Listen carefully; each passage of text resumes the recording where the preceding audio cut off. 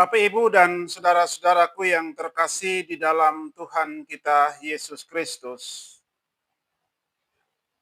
Tidak semua orang mempunyai kemampuan yang sama ketika berhadapan dengan berbagai macam persoalan atau berbagai macam tekanan di dalam kehidupan. Di dalam ketidakmampuan tersebut, saudara-saudaraku yang terkasih, terkadang membuat kita menjadi orang yang pandai untuk menyembunyikan apa yang sementara kita alami. Kita lihat saja di dalam kehidupan sehari-hari. Ada yang kelihatannya kuat di luar, tetapi sebenarnya dia rapuh. Ada yang mampu untuk tersenyum dengan sesamanya, tetapi diam-diam ia sementara bergumul berat dengan kecemasan, kegelisahan, dan juga kebimbangan-kebimbangan yang sementara ia alami. Akhirnya terkadang di dalam kehidupan itu kita selalu bertanya, kira-kira di manakah Tuhan? Ketika kita sementara berhadapan dengan berbagai macam pergumulan dan tekanan di dalam hidup. Bagian firman Tuhan yang disiapkan oleh Majelis Sinode Gemit untuk kita renungkan pada hari besok tanggal 25 Januari tahun 2026. Dari Matius 14 ayat 22 sampai 33. Firman Tuhan ini secara tidak langsung mengajak kita semua untuk sama-sama melihat bagaimana pengalaman yang dialami oleh murid-murid Tuhan Yesus. Sehingga dari pengalaman murid-murid ini akan menolong kita untuk bisa memahami bagaimana cara Tuhan bekerja di tengah-tengah badai yang sementara ketong hadapi. Karena itu saya mengajak kita semua untuk kita melihat beberapa poin penting dari teks bacaan kita pada pagi hari ini. Yang pertama kita lihat dari ayat 22 sampai 24. Saya kasih sebuah sub kecil, masalah badai di tengah ketaatan. Dalam pelayanan sebelumnya, Tuhan Yesus baru saja memberi makan 5.000 orang yang waktu itu mengikuti Tuhan Yesus dan murid-murid. Bandingkan dengan Matius 14 ayat 13 sampai 21.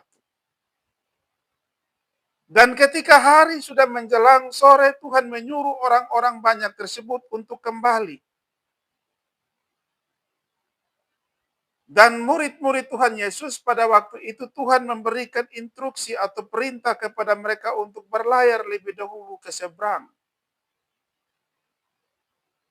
Kita menyaksikan bersama bahwa murid-murid dengan penuh ketaatan, mereka melakukan apa yang diperintahkan oleh Tuhan kepada mereka tanpa banyak tanya. Nanti bagaimana dengan Tuhan? Siapa yang akan antar Tuhan ke seberang nanti untuk bertemu dengan kita? Atau murid-murid pun juga mereka tidak protes kepada Tuhan. Kenapa biarkan kami berjalan sendiri dan seterusnya. Setelah murid-murid ini melakukan pelayaran beberapa mil jauhnya, Tuhan naik ke atas bukit untuk berdoa seorang diri di sana.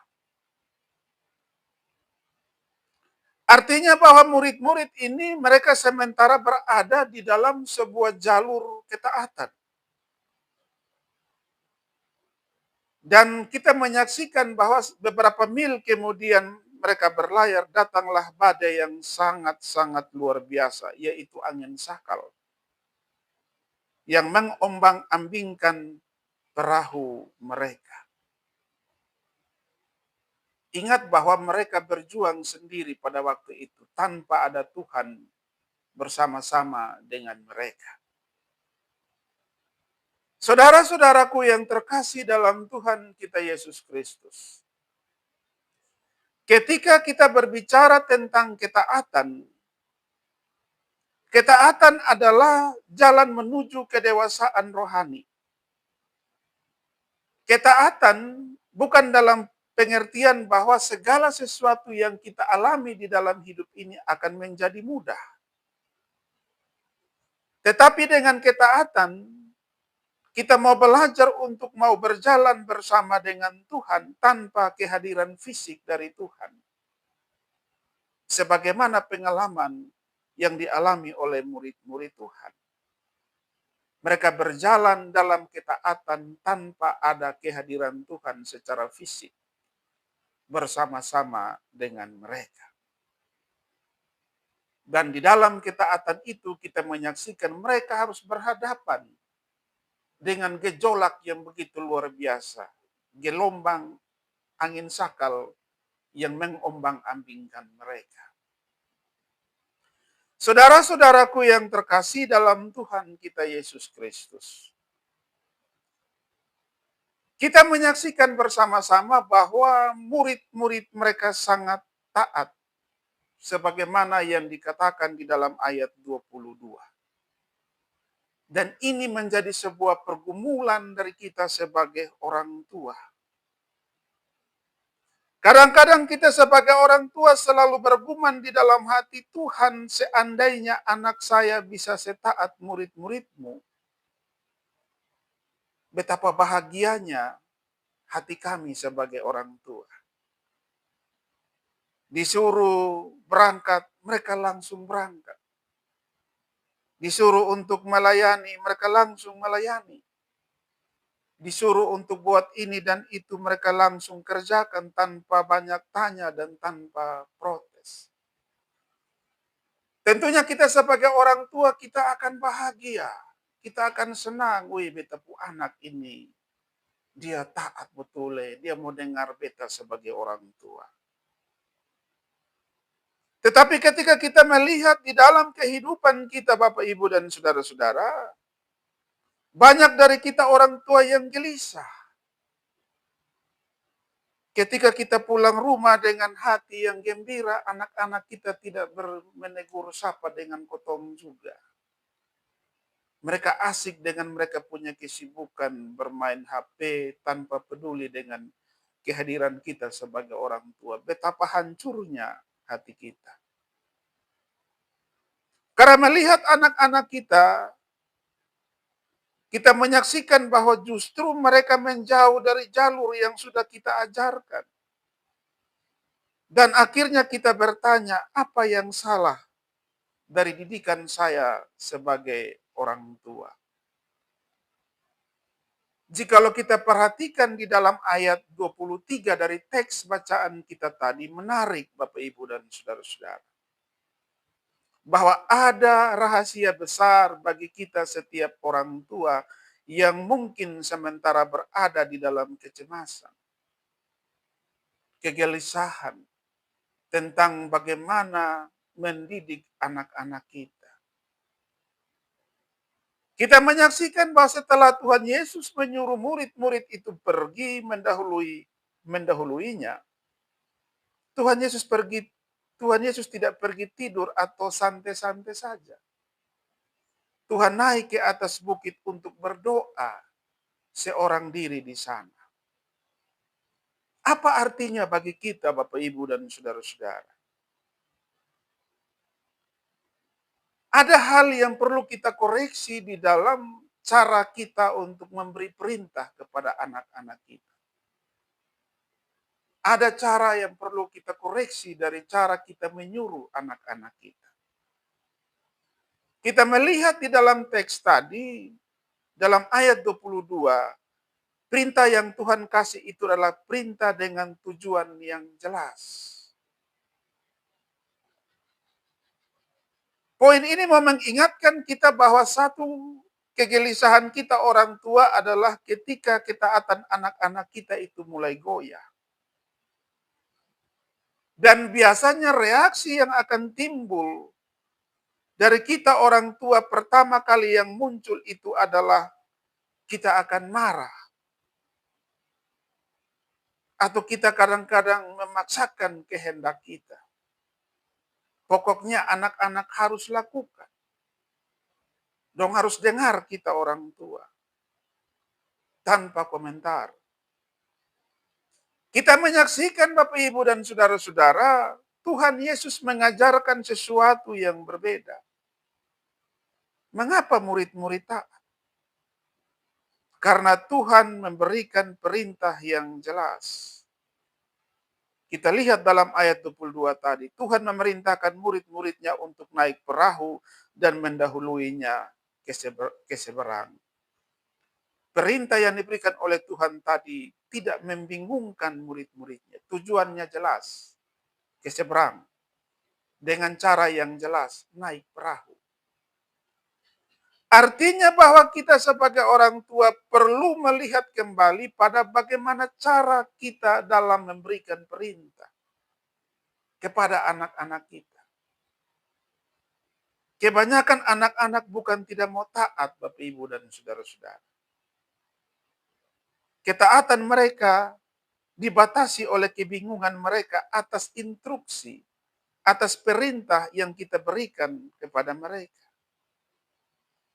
Karena perintah yang kita berikan kepada mereka kadang-kadang membingungkan atau masih mengambang.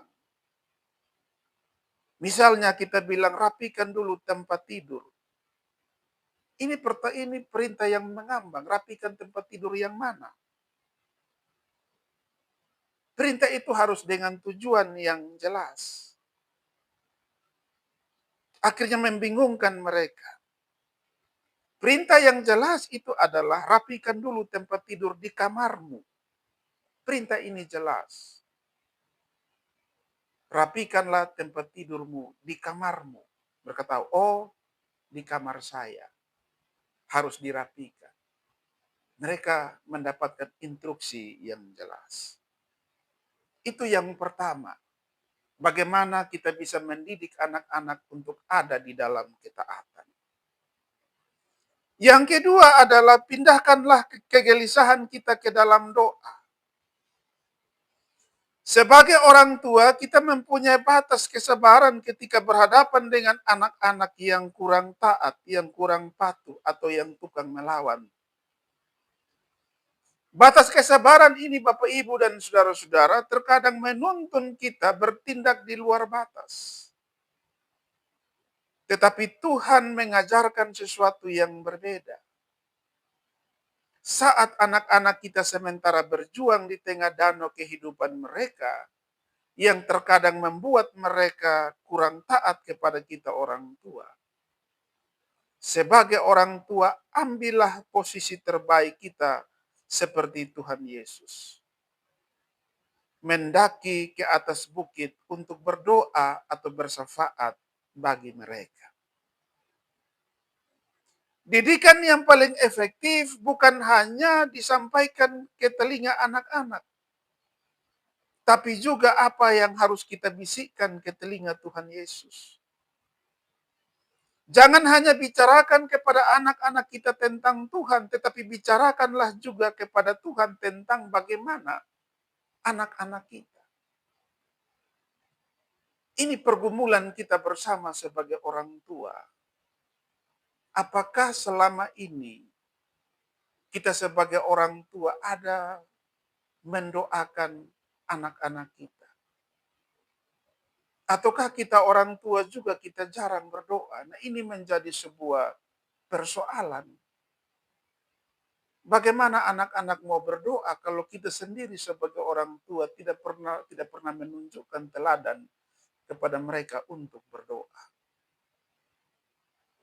Bapak Ibu dan saudara-saudaraku yang terkasih, saya mempunyai pergumulan, saya mempunyai pengalaman. Saya selalu berdoa bersama-sama dengan anak-anak saya sebelum mereka berangkat ke sekolah dan sebelum mereka tidur. Setiap malam. Dan kadang-kadang saya selalu membagi untuk kakak dan adik selalu berdoa bergantian. Nah, cara ini adalah bagian di mana kita melatih mereka untuk mereka bisa berdoa. Nah, sebagai orang tua kita harus kasih tunjuk jalan. Di saat mereka ada bersama-sama dengan kita atau mereka tidak ada bersama-sama dengan kita, tugas kita adalah mendaki ke atas bukit untuk bersyafaat untuk mereka. Nah, ini pesan penting. Saya percaya bahwa dengan doa-doa yang kita naikkan kepada Tuhan, maka roh Allah itu akan bekerja untuk mengubah hati dari setiap anak-anak kita. Dari keras kepala menjadi anak-anak yang taat. Saya punya beberapa anak serani dan seorang cucu ya. Saya selalu mendoakan mereka setiap malam. Di saat ada waktu saya berdoa, nama mereka selalu saya sebutkan di dalam doa-doa saya. Bapak, Ibu, dan saudara-saudara, suatu pengalaman yang saya dapatkan bahwa anak-anak itu begitu dekat dengan saya sebagai orang tua serani dan juga sebagai opa. Saya tidak ada itu bagi mereka, mereka sangat kehilangan. Dan mereka rindu akan kehadiran saya. Dengan doa, doa itulah yang akan mengubah hidup mereka. Itu hal penting yang kita belajar bersama. Karena itu Bapak, Ibu, dan saudara-saudaraku yang terkasih, anak-anak muda yang hadir pada pagi hari ini, ada satu pesan penting yang perlu untuk kita bawa pulang bersama. Dengarlah orang tuamu. Patulah kepada setiap perintah yang orang tuamu berikan kepadamu. Karena orang tua itu adalah wakil Allah di dalam dunia ini. Ketika kamu taat kepada orang tua, secara tidak langsung kamu pun juga telah taat kepada Tuhan Allah yang adalah penciptamu. Kiranya